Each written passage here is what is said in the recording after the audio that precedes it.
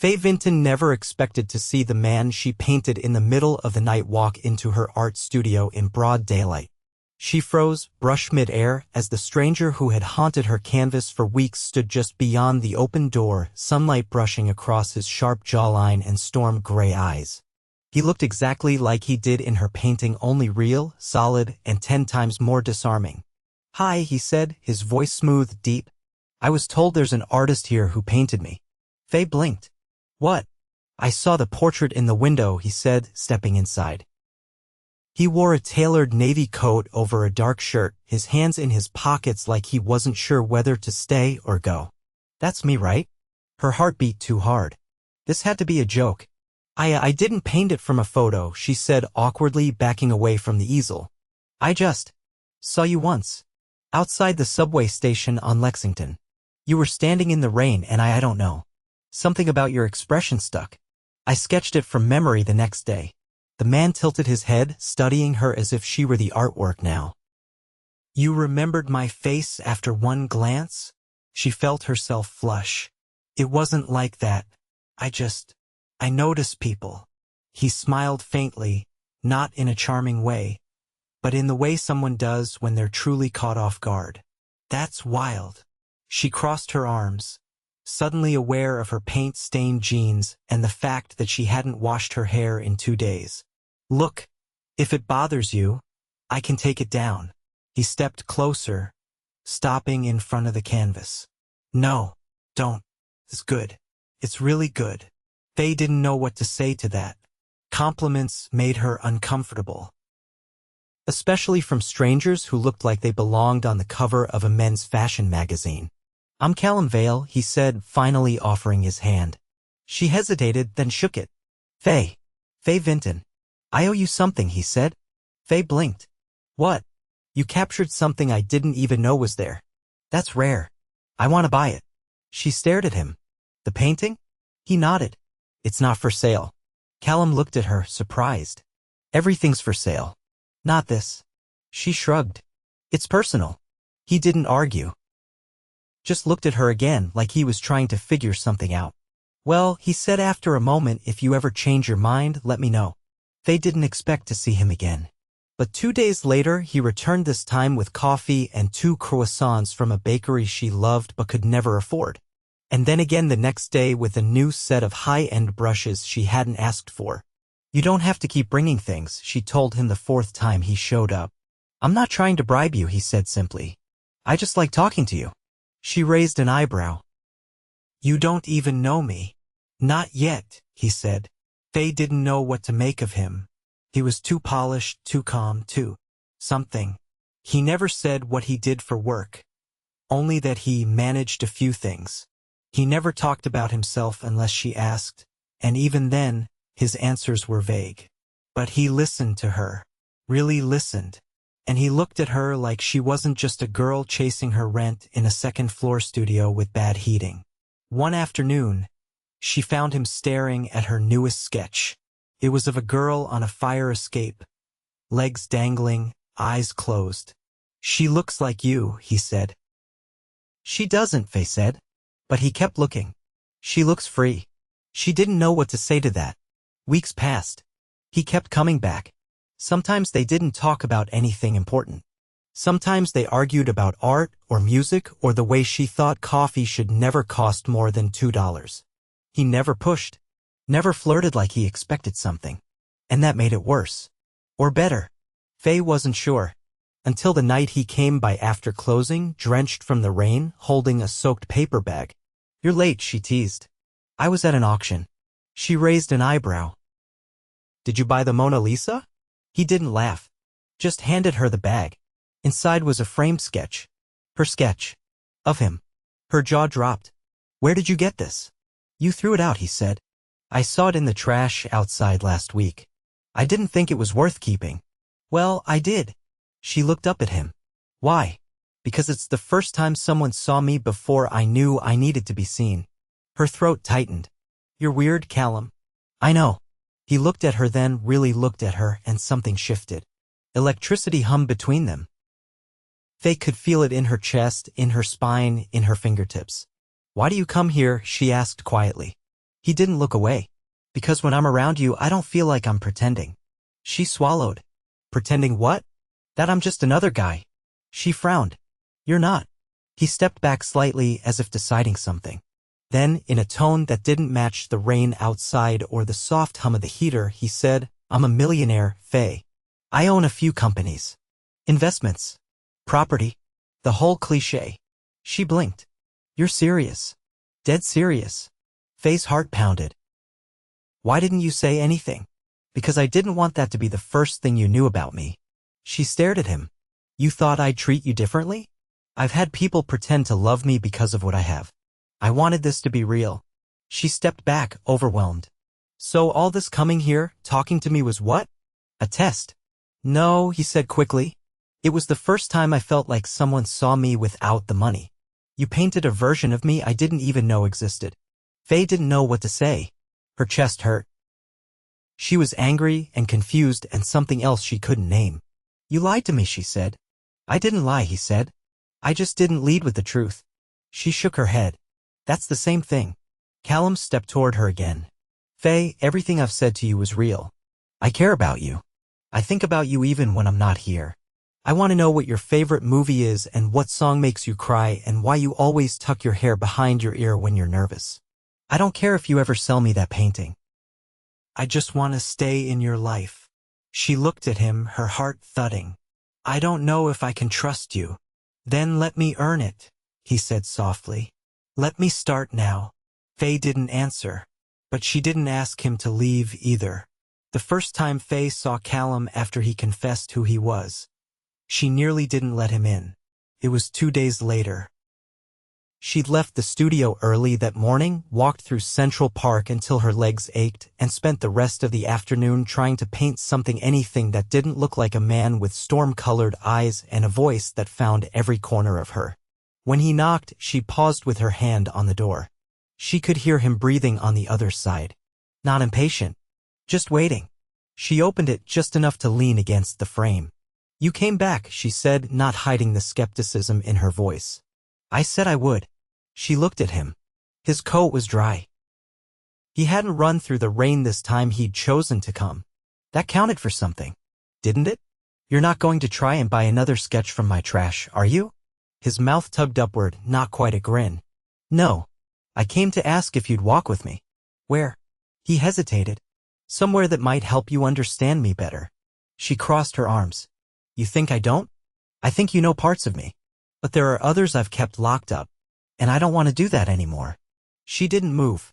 He added, voice lower, you don't owe me anything, Faye. But I meant it when I said I want to earn your trust. She didn't answer right away. Then she grabbed her coat. Outside, the late afternoon light filtered through the clouds like brushed gold. Callum hailed a car, not just any car, but a sleek black vehicle with tinted windows and seats that felt like butter under her legs. The driver nodded at Callum, said nothing, and pulled away from the curb. They didn't speak for several blocks. Faye watched the city blur past the window, her fingers curled in her lap. Where are we going? She asked eventually.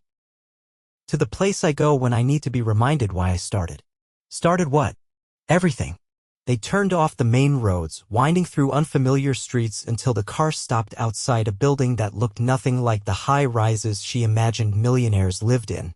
This place was old, red brick with ivy climbing up the sides. It had character. Charm. A wrought iron gate with peeling paint. Callum led her inside into a gallery space. Not a glossy, pretentious one, but a modest room filled with framed sketches, oil paintings, watercolors, and mixed media. The air smelled like varnish and aged wood. She turned slowly, her eyes catching on the signature in the corner of several pieces. Vale, she read aloud. You paint. Used to, he said, before everything else took over. Faye stared at him. These are yours. He nodded. This was my first studio. I rented it when I was 19. I couldn't afford heat, so I painted in gloves and 2 coats. I sold sketches on the sidewalk to pay for canvas. He paused. Eventually, I sold one to a man who offered to invest in me. Not in my art. In me. He saw something I didn't even know I had. She walked to a large canvas near the back. A cityscape at night, all shadows and fractured light. It looked haunted. And haunting. I had no idea, she said quietly. That's why I brought you here. I didn't want money to be the only thing you saw when you looked at me. She turned. You thought I'd stop caring the second you told me? I've had it happen before, he said. People change when they realize what you're worth on paper. She met his eyes. You're not a spreadsheet, Callum. He looked at her for a long moment. When I saw your painting in the window, it was the first time I felt like someone knew who I used to be even if you didn't know it. Faye leaned against the wall. You still paint. Not in years. Why? Because I got good at other things. Things that paid more. Things people said mattered more. She folded her arms. That's not a reason. That's an excuse. He tilted his head. Is that what you think? I think you're afraid, she said. Because when you create something real, it can be rejected. And people like you don't like losing control. He didn't argue. You're not wrong. Faye looked around the room again. This place feels like you. It was me. Once. Maybe it still is. They left the building in quiet. Outside, the sun had dipped behind the skyline, turning the sky a soft violet. When they reached the car again, Callum didn't open the door right away. There's somewhere else I want to show you, he said. She hesitated. How many secrets do you have? He met her gaze. Just one more. The car drove them across the river into a part of the city Faye had only ever seen in magazines. Wide streets, tree-lined sidewalks, townhouses with private entrances and polished brass lamps. They stopped in front of a tall, elegant building with a discreet doorman and mirrored glass. Faye frowned. Is this where you live? Callum nodded. Top floor. She laughed softly. Of course it is. He led her inside. The elevator was silent, fast, and opened directly into the penthouse. The space was breathtaking.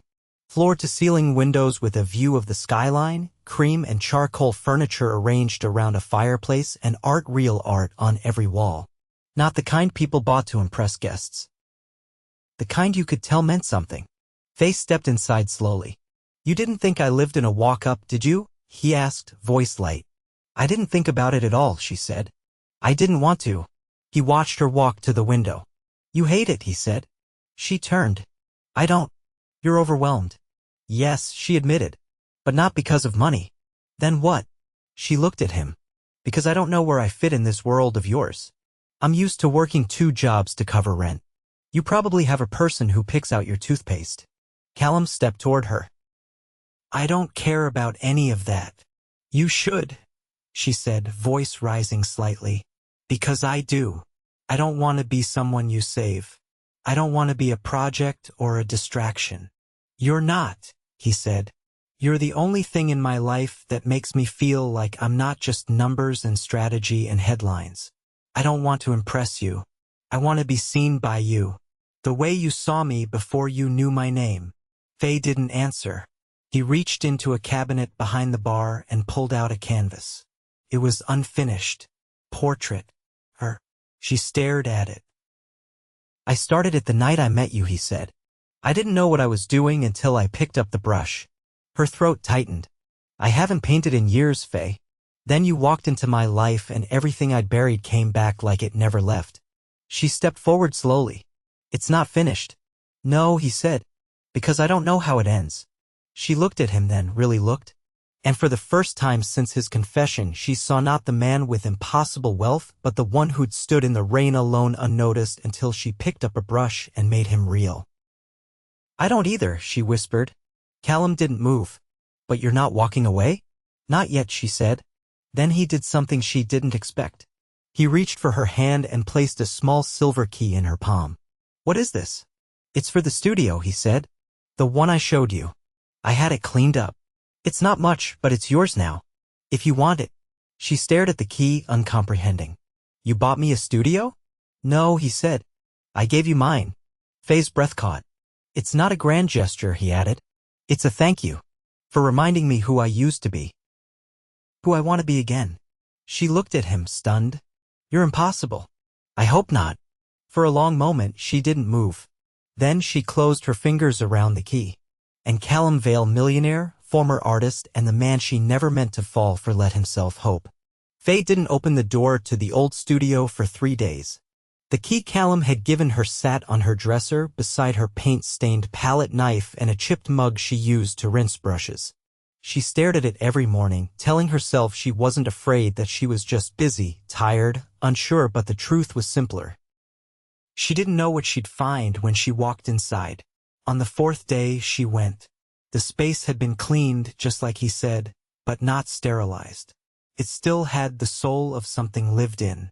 The wooden beams overhead, the uneven floorboards, the faint smell of turpentine that clung to the walls like memory. A fresh easel stood in the center of the room, angled toward the tall north-facing window, and beside it, a new canvas. Blank. She set her bag down, walked the length of the room, and let her fingers trail across the edge of the table by the window. A single note rested there, written in Callum's sharp, upright handwriting. You don't need permission, just paint. She didn't take the note with her. She left it there where it belonged. By the time the sun dipped low in the sky, she had 2 charcoal outlines sketched and the first layer of color drying on the canvas. It wasn't Callum's face this time. It wasn't anyone's. Just a city skyline under turbulent clouds, light bleeding from the buildings like something trying to break free. The next week passed in a blur of paint and silence, her hands constantly stained with pigment. She didn't go back to her old studio. She didn't tell anyone where she was. And she didn't see Callum. Not until he found her standing by the window with a cup of coffee she hadn't realized had gone cold. You disappeared, he said, voice low. She didn't turn around. You gave me a place that made it hard to leave. He stepped closer, stopping just behind her. You've been painting. Yes. Can I see? She finally turned. It's not finished. His eyes flicked toward the canvas. Neither are we. She didn't answer. Instead, she walked over to the easel and pulled the cloth from one of her newer pieces. It was abstract color layered over color, chaotic and raw. The kind of thing she used to be too scared to attempt. Callum studied it for a long time. Then he looked at her. You're evolving. I'm listening to myself again, she said, for the first time in a long while. He stepped toward her, his hand brushing hers without trying to hold it. You're not the only one. Faye looked at him sharply. Why haven't you painted anything since me? Callum hesitated. I tried, but everything came out hollow. Like I was imitating something instead of feeling it. She tilted her head. You're waiting for permission too. He didn't deny it. You don't need it, she said. But if you want it, I'll give it to you. His jaw tightened, the only sign that her words had struck something deep. I've been thinking about you, he said. More than I should. I know we've been walking this strange tightrope between something and nothing, and I don't want to lose my balance. We're not balanced, she said. We're both still figuring out how to stand still without running. He looked at her, eyes dark. You always say things that hit harder than they should. Then maybe you should stop showing up unannounced. I'll never stop showing up for you. Her heart twisted. She broke the stare first. Later that evening, he asked her to go somewhere with him again. No secrets this time, she asked, grabbing her coat. No secrets, he promised. They drove in silence until they reached a neighborhood far from the galleries and glass towers of uptown. The streets were lined with small businesses, their windows glowing with warm light. He parked outside a storefront with a faded awning and a brass bell above the door. Inside was a boutique art supply shop, the kind that sold handmade paper and imported pigments. The woman behind the counter greeted Callum by name. You've been here before, Faye said under her breath. When I first started painting, this was the only place that would let me put supplies on credit. She glanced around. Still looks like it's from another decade. It is, he said. And I'm buying it next month. Faye blinked. You're what? I made them an offer. Not to turn it into another gallery or a cafe. Just to keep it as it is. For artists starting out. For people like me. Like you. She stared at him. You're serious. I didn't do it for you. I didn't even do it for me. I did it because it should exist. And because it reminded me of something I forgot. Which is, that money only matters if you do something good with it. She looked away, throat tight. You're making it really hard to stay mad at you. I'm not trying to win anything, he said.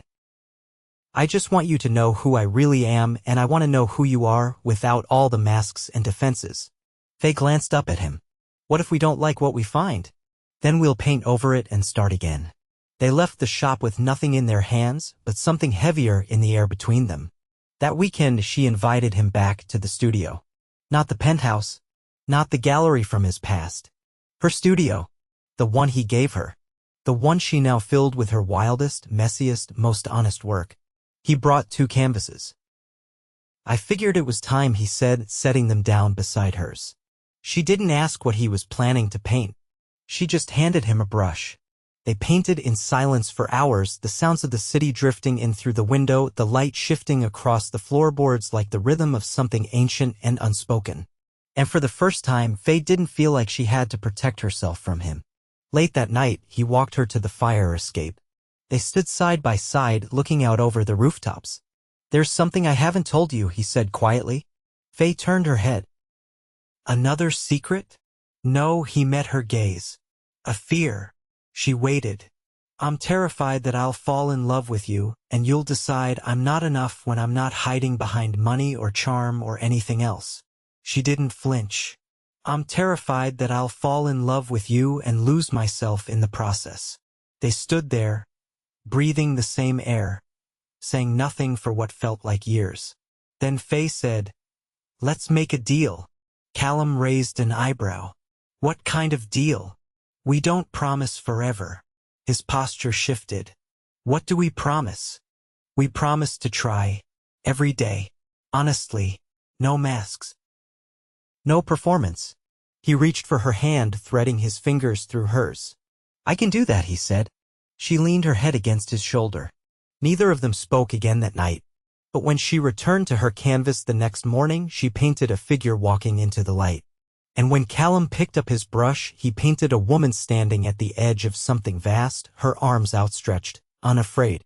The gallery was packed, humming with low conversation and the distant chime of crystal glasses meeting in toasts. The lighting was soft and warm, casting a golden glow over the polished wood floors and white walls lined with paintings, some fierce, some tender, all electric with emotion. Faye stood near the far end of the space, her hands clasped behind her back, trying to remember how to breathe normally. Her name was printed in clean serif letters on the wall above her collection. Faye Vinton. Featured artist. The words barely looked real. Callum had kept his promise, no interference, no favors, no pulling strings. He'd only told her he'd rented the space for a month, then stepped back and let her decide if she wanted to take the risk. She had. And now, her work was up for the world to see, raw and unapologetic. She wore a black satin dress borrowed from a friend paired with simple heels and a cuff bracelet she'd bought at a thrift shop for $5. She didn't look like someone who belonged to Callum's world. And yet, when he entered the gallery, everything else faded. He wore no tie, just a crisp white shirt and a dark tailored jacket. His hair was slightly tousled, as if he'd run a hand through it one too many times on the drive over. He moved through the crowd with quiet confidence, but when his eyes found hers, they softened. You're late, she said as he reached her. I wanted to give you space to shine without me orbiting too close. Thoughtful, she replied, arching a brow. But unnecessary. He leaned in slightly. You're the reason the whole room is glowing. Don't flatter me. I'm already sweating under these lights. You're not, he said. You look like you own the place. She laughed, then nodded toward one of the larger canvases. Someone just offered to buy that one. You going to let it go? I think I have to. That's part of it, right? Letting people claim a piece of what you've lived. He studied her. You never used to talk like that. I never used to believe I had anything worth saying. His expression shifted, something quiet and reverent flickering behind his eyes. You've changed. So have you. They stood in silence, the air between them charged with everything unsaid. Then a voice called her name from across the room, and she gave Callum's hand a gentle squeeze before moving toward the buyer. He watched her go, something in his chest tightening. She was brilliant here, alive in a way that had nothing to do with him. and he'd never loved her more than he did in that moment. Later in the night, after the gallery had emptied and the last flute of sparkling wine had been cleared away, Faye and Callum walked the city blocks in silence. The wind had picked up, brushing against her bare shoulders. He shrugged off his jacket without a word and draped it over her. "I wanted to ask you something," he said as they reached the edge of a quiet park. "If it involves flying to Paris tomorrow, the answer is no. My feet still hurt from tonight." He smiled faintly. "No flights. No impulsive getaways." "Then ask." He hesitated, then reached into his pocket. Faye froze. "Callum." He pulled out a small velvet box and opened it. Inside was a ring, simple, elegant, with a single round diamond set in a platinum band. "I'm not asking you to marry me tonight," he said. "I'm asking if you'll say yes when the timing's right. When we've lived a little more. When your career is flying and mine stops pulling me in 1,000 directions. I don't want to rush it. I just want you to know this is where I'm headed." She looked at the ring, then at him. "You said no performances," she whispered. "This isn't a performance," he said. "It's a promise." Her throat tightened. "You're serious about waiting? I want to build something that lasts. Not just something that looks perfect from the outside." She stepped closer. "And you're not afraid I'll get tired of waiting?" "I'm afraid of a lot of things," he said. "But losing you because I rushed something sacred isn't going to be one of them."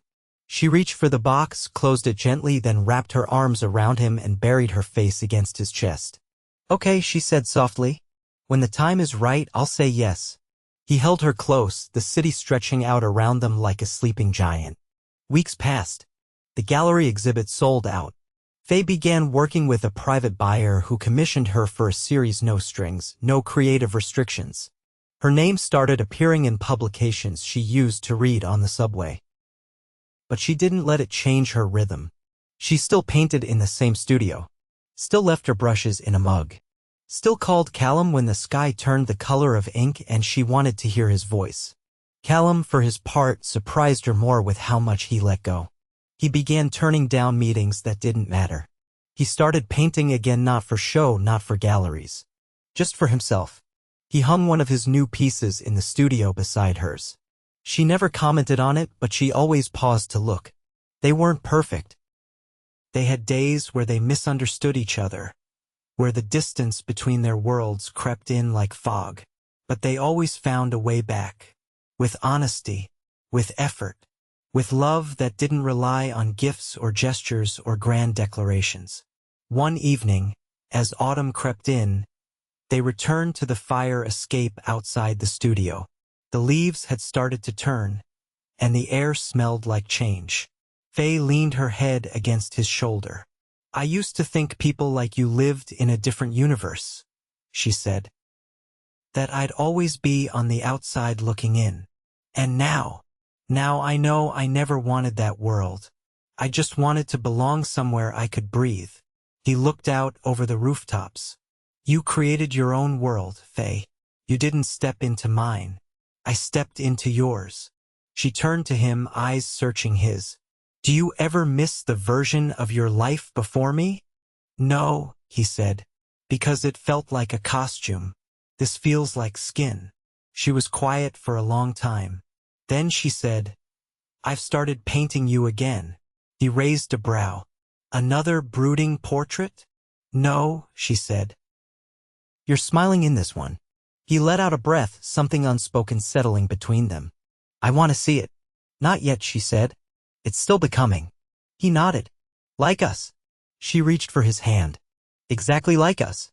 When the first snow fell that winter, they stood together in the studio watching the flakes drift past the window. Faye pressed her fingertips to the glass, then turned back to him. "I'm ready." He didn't need to ask what she meant. He pulled the velvet box from the drawer where she'd placed it months ago and opened it once more, not on a rooftop, not in a crowd, but in the place they'd built together, where their stories had tangled into one. This time, she took the ring and slipped it on herself. And Callum Vale, the man she once painted as a stranger, kissed her like he'd known her all his life, because now he did. The first time Faye stepped into the towering glass building that housed Vale Strategic Holdings, she was wearing jeans, a black turtleneck, and boots still flecked with dried white paint from the studio. She didn't even pretend to blend in with the sleek suits and sharp heels around her. And she didn't care. She was here to see Callum, not the businessman, not the financier or founder or investor, but the man who'd once handed her a key instead of a promise, who'd painted her without ever asking permission, and who, one snowy evening, had asked her to spend her life with him.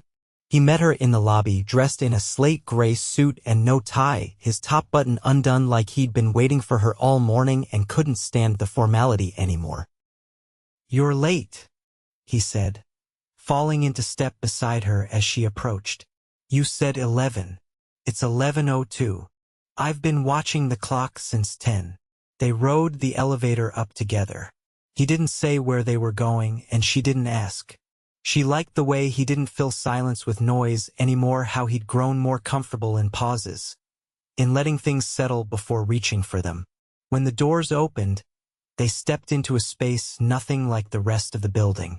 No glass partitions, no sterile conference tables.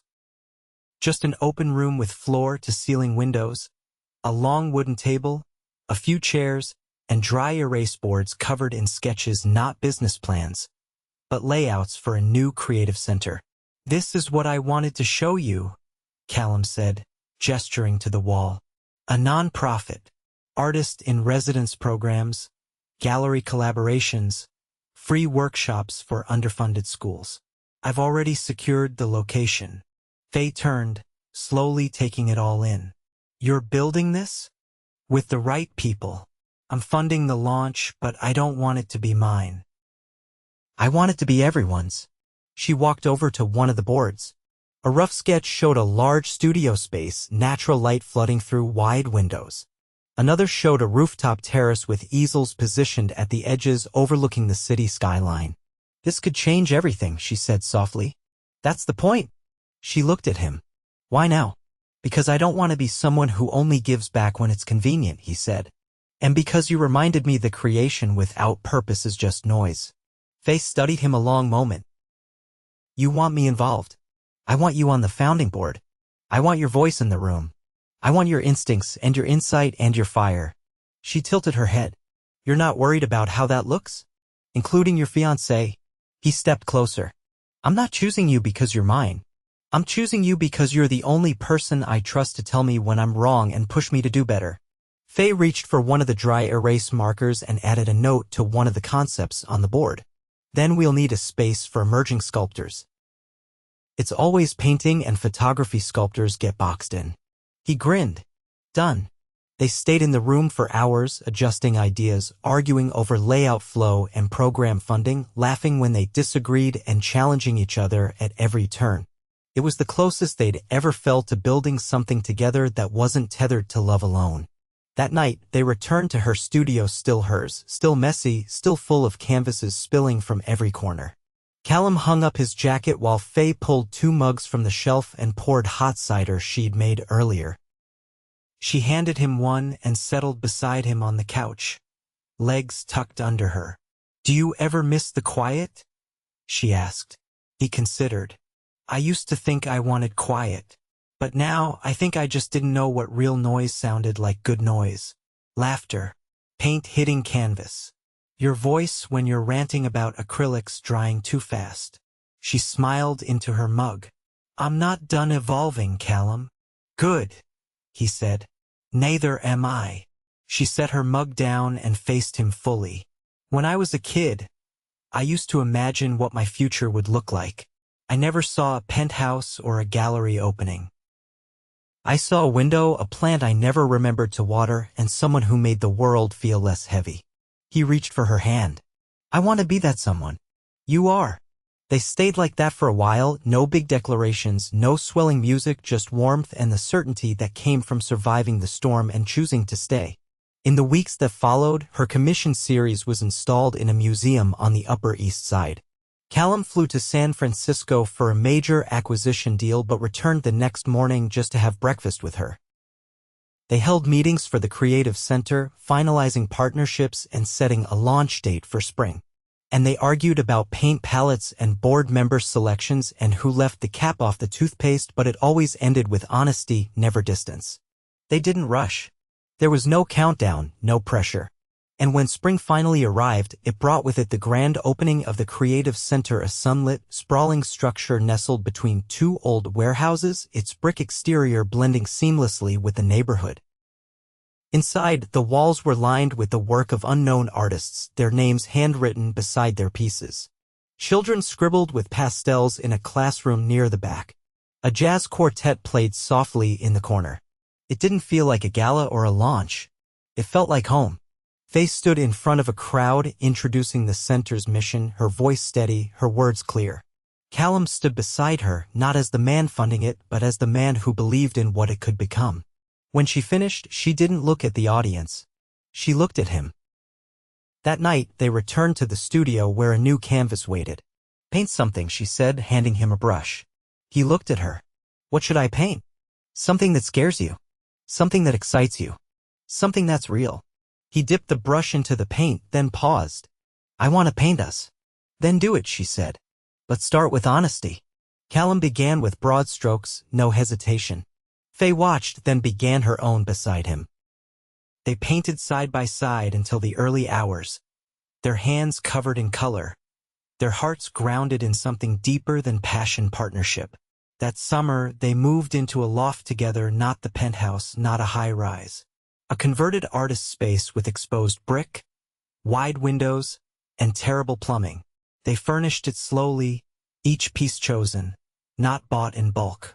They hung her paintings in the hallway, his sketches in the kitchen, and left the living room wall bare for something they hadn't created yet. They didn't plan a wedding. They didn't need to. They were already building a life. Sometimes they fought about schedules, about time zones, about the best way to gesso a canvas. But they always came back to the same truth: love wasn't perfect, but it was deliberate. One afternoon, Faye returned home to find a note on the easel. "Turn around." She did. Callum stood behind her, holding a small canvas.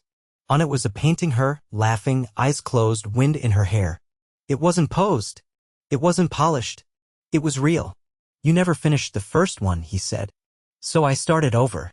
She touched the edge of the canvas. "It's us. It always was."